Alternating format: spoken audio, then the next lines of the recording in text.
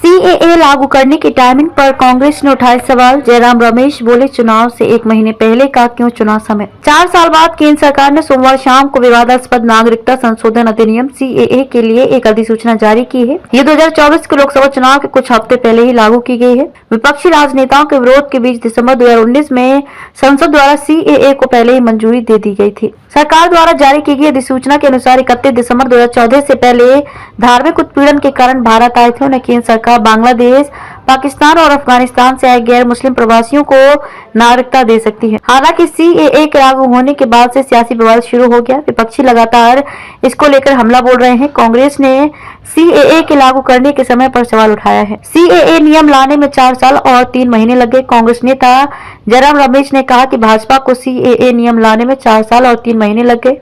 ये एक headline management है। उन्होंने इसे सामाजिक ध्रुवीकरण की रणनीति बताई। समाचार एजेंसी एएनआई से बात करते हुए जयराम रमेश ने कहा कि इस नियम को लाने में उन्हें 4 साल और 3 महीने लगे। विधेयक दिसंबर 2019 में पारित किया गया था। 3-6 महीने के अंदर कानून बन जाना चाहिए था। ये सिर्फ ध्रुवीकरण के लिए है। कांग्रेस नेता ने आगे कहा कि मोदी सरकार ने सुप्रीम कोर्ट से 9 एक्सटेंशन मांगे और कल रात नियमों को अधिसूचित करने से पहले 4 साल और 3 महीने का समय लिया।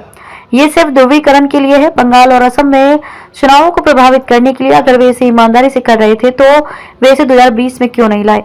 वैसे अब चुनाव से 1 महीने पहले ला रहे हैं। ये हेडलाइन मैनेजमेंट है।